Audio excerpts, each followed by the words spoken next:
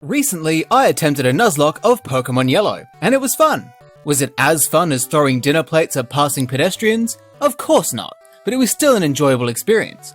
My journey with Nipples and friends was one to remember. But it wasn't perfect. It wasn't a deathless run.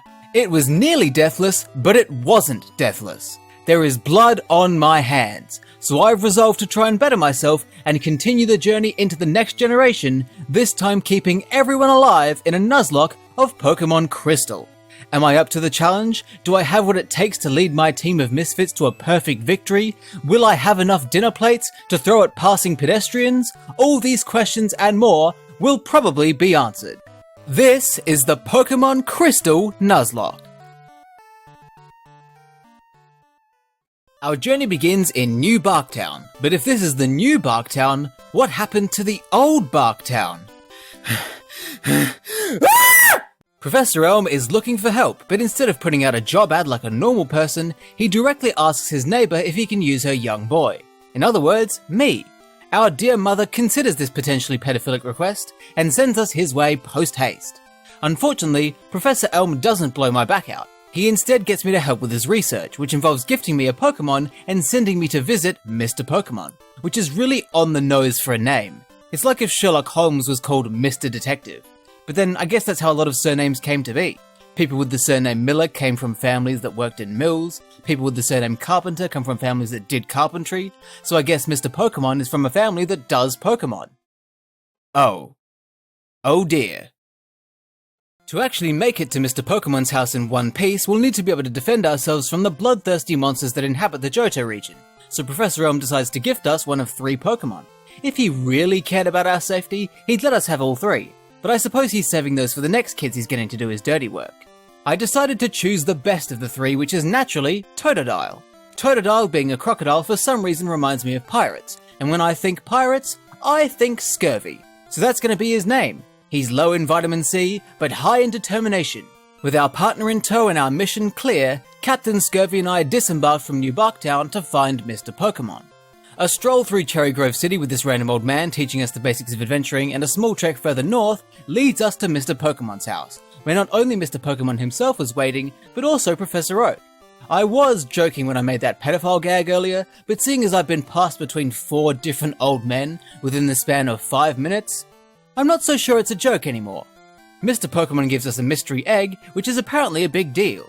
But should it be? How can Pokemon have existed in this universe for so long without eggs being discovered until now? Have Pokemon just not been fucking this whole time? On top of that, Professor Oak hands us a Pokedex with the mission of filling it up. Still resorting to child labour, I see.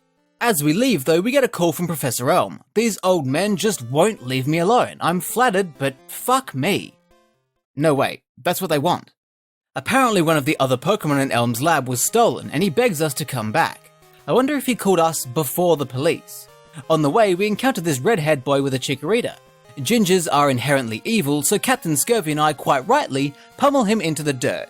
His colossal defeat doesn't dissuade him from continuing to be a prick though, and he carries on. Classic Ginger. Upon returning to the lab, we're interrogated by the police about this delinquent.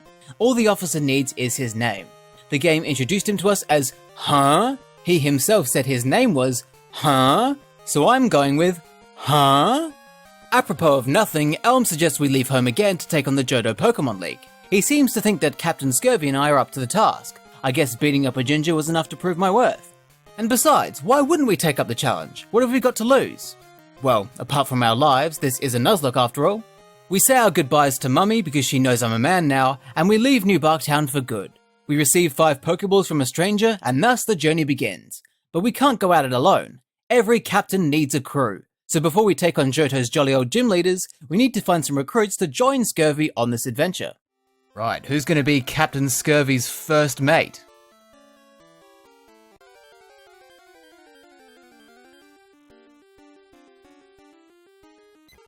Ah! It's Yegdip! You guys remember Yegdip? The Pidgey that did nothing in the Yellow Nuzlocke? That's not true. Yegdip didn't do nothing. They were a valuable early game team member because we didn't have many other options, and I'm thrilled to have them back. Alongside Yegdip, we had some more returning team members from our adventure in Kanto. Fabio the Rattata, and Marge the Caterpie. Welcome back, friends! With a small crew assembled, Captain Scurvy and I were ready to conquer Johto, heading north from Cherry Grove City for our first proper trainer battle. Let's dance!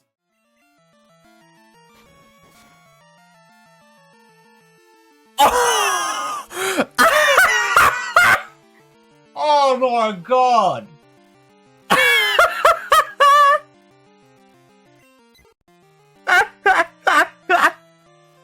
Oh no! Fucking hell, that's...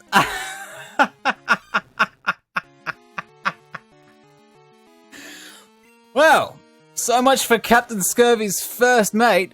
Jesus!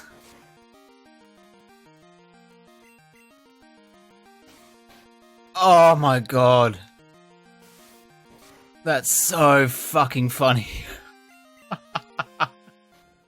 Yeah, so there go my hopes of a deathless run. Could not have gone worse. Youngster Joey rocked my shit without breaking a sweat. He fucked me so hard I gave him my number without even thinking. A brutal start to our Nuzlocke. But if anything, it only strengthened my resolve to do better than before. It's a deathless run starting now. Heading further north, I caught a Bellsprout called Vivian, as well as a Geodude in the Dark Cave. Right, I've got a random letter generator here. I'm going to do it 10 times, and that's going to be Geodude's name. D. P. H. V. T. K. J. O. Oh, I got rid of the J. Whoopsie daisy. Y. E.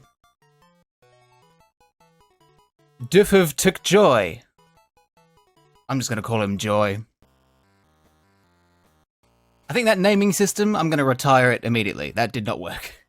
Following the route further leads us to Violet City, not only the home of the first gym leader of the Johto region, but also a good deal more. The trainer school, the Sprout Tower, the ruins of Alpha in the surrounding area, so much to see. Comparing Johto to Kanto is like comparing Paris to Canberra. Kanto wishes it could be this interesting. To the east of Violet City, I caught a Growlithe that I called Flintlock, rounding out the team to 6 living members. I don't know why I've decided to make this whole run pirate-themed, but I'm going with it. Clearing the Sprout Tower not only allowed for some good training, it also meant that we encountered "Huh?" and then got flashed by an old man. These advances from elderly men really are starting to get old. Although, not as old as they are, I suppose. The elderly man advises us to take on Faulkner, the gym leader of Violet City, and with a well-rounded team of 6, I'm feeling pretty confident. But it was as if my thoughts were being read, because immediately at that moment, youngster Joey decides to call up, not only to brag about his Rattata, but also to mention that he saw a wild Pidgey. It's like he's taunting me, rubbing Yegdip's death in my big, stupid, hairy face. What an asshole. With the taste of Pidgey blood resurfacing in my mouth, I trained everyone up to the level cap of 6, during which Marge evolved into Metapod, and then headed into the Violet City gym. Alright. First gym battle for Captain Scurvy and his pirate crew. Faulkner's first Pokemon is Pidgey. It's almost like Yegdip is haunting me. Captain Scurvy handled it after a bit of back and forth, then Faulkner sends in his ace. How does Faulkner have a Pidgeotto at level 9, by the way? Can we talk about how that's not actually allowed? Flintlock put up a good fight, but Pidgeotto was just out-damaging him, but it's not his fault. Faulkner's just a massive cheater. So I sent in my trump card for this fight, Joy. Or at least I thought Joy was my trump card until Pidgeotto started using Mud Slap. Oh. Hang on, that's bad. I stuck to my guns and believed in Joy, but he didn't land a single hit on Pidgeotto. Ironically, Joy was the emotion I was farthest from feeling at this point. So at the last minute, I swapped into Fabio, and 2 quick attacks were enough to take that bloody bird down. Okay. I was a teensy bit worried there for a minute. Our first gym battle was a success, which was a reassuring feeling, especially because Faulkner put up a much better fight than all of the gym leaders in Yellow put together. I've got confidence that Captain Scurvy and the pirate crew can take on Johto no problem. I don't care what Joey says.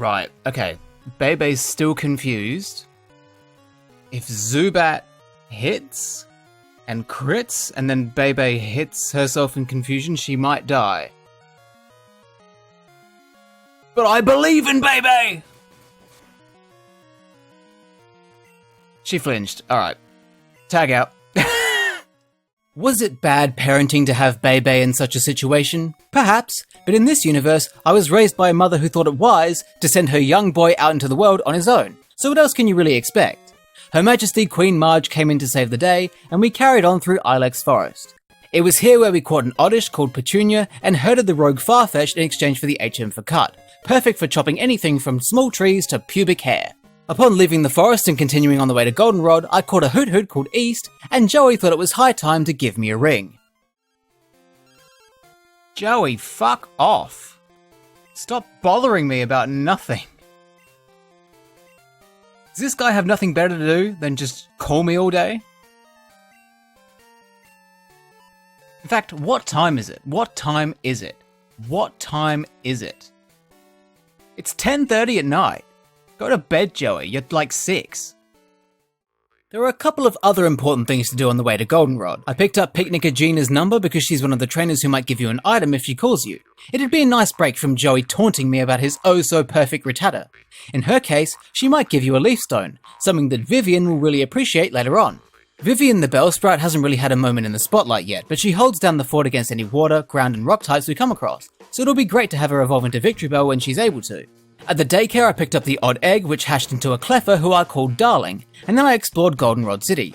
During some battles in the underground, Captain Scurvy evolved into Croconaw. Well deserved, I reckon. This pirate crew wouldn't be what it is without him.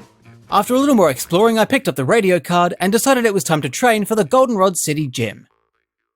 This kid just won't leave me alone. Shut up! Stop talking about your Rattata. I've got bad memories with that thing. Training the team to the level cap of 20 was the best I could do to prepare for this, but I was still riddled with fear regardless. Okay, time for Whitney. Genuinely, I'm shitting myself. This is supposed to be like the hardest gym that Pokemon's ever had. So we'll see how we go. I don't want to do this. I'm like actually scared. Because this gym is tough. This fucking cow has caused so many problems for so many people over so many years. And her Miltank's pretty strong too, so honestly, who knows how this will go.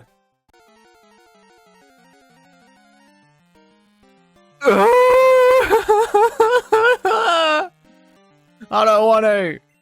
Whitney's Clefairy could have done some real damage with Metronome, but luckily she was unlucky and didn't get anything too crazy, meaning Flitlock could get the job done. And then came in Miltank. Alright, here it comes. I have a plan.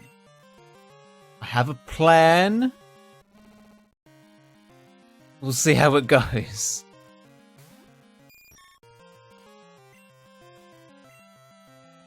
Oh, it's faster!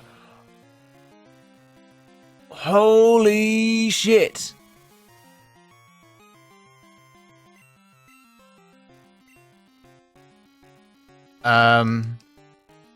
Okay. Think about this. It's using Rollout. Joy resists.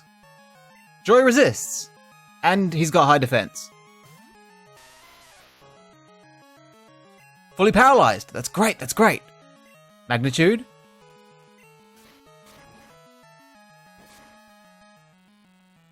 Oh, that did nothing. Attract, you piece of shit. Oh, magnitude 9. That's good. Stomp. Does nothing. Oh my god, we're in the clear. Never mind. Oh no! Joy, come on, mate.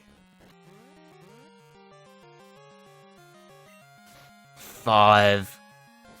It's not very good. Fully paralyzed though. God, Joy's still in love! It's at moments like this where being gay is helpful. I need one more strong magnitude. Come on, Joy. Fucking hell. No!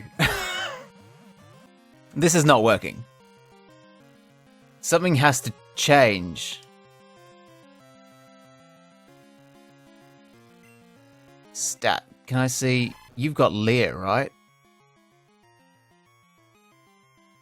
Your defense is alright. I think I'm going to go for that. I'm going to send in Captain Scurvy.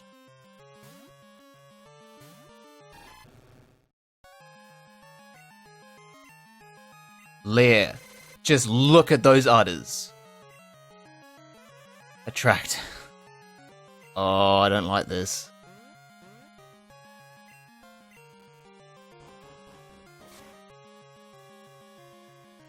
No. Okay. Abandon ship, abandon ship, abandon ship. What do I do?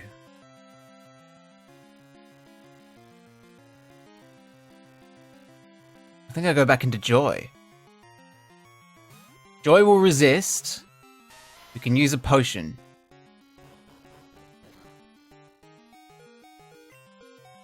Oh!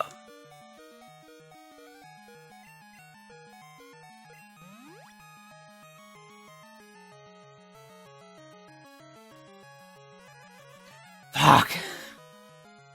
This is just the worst. Magnitude? Magnitude 9. Woo-hoo-hoo! Okay, we need one hit. Come on. Come on, Joy. Yes! Woo! Sorry, that was a bit much. Crisis averted. We did it! The scariest gym leader in Johto successfully beaten without any casualties. It was a tough battle and it would have been made easier if Joy wasn't an aggressively straight Geodude, but we made it through unscathed. Another solid victory for Captain Scurvy and the pirate crew. Our next stop is Ecruteak City, home of the 4th gym leader Morty. But before we even head in that direction, we get a very welcome call from Gina, who says she's got something to give us. We take her leaf stone, then immediately delete her number. I'm not one to advocate for using women and then tossing them aside after you've gotten what you want, but I'm sure Gina doesn't mind.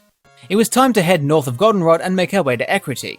Almost as if she was excited by the leaf stone, Vivian evolved into Weepinbell on the way. Shall we fuck off? I caught a Psyduck called Lequack and then headed into the national park where I participated in the bug catching contest. I'm not too big of a fan of bugs, but taking part in this little event not only grants us a new encounter, but also may reward us with a prize if our catch is good enough. And it appears the stars aligned, because our encounter was Weedle.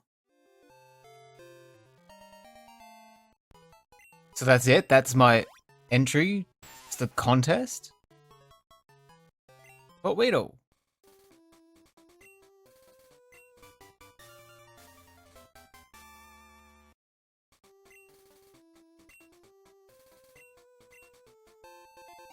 Well, at least I got a berry.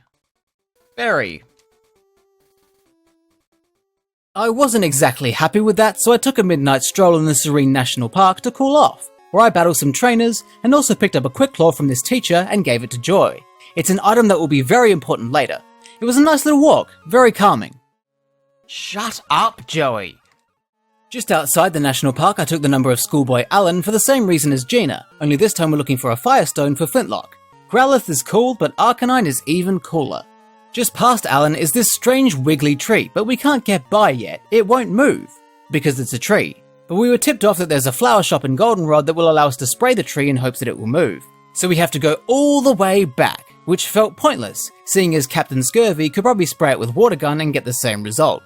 Anyway, we grabbed the squirt bottle from the flower shop and spritzed the tree, which promptly attacks. Surprise! It's actually a Sudowoodo, and we catch him without too much trouble.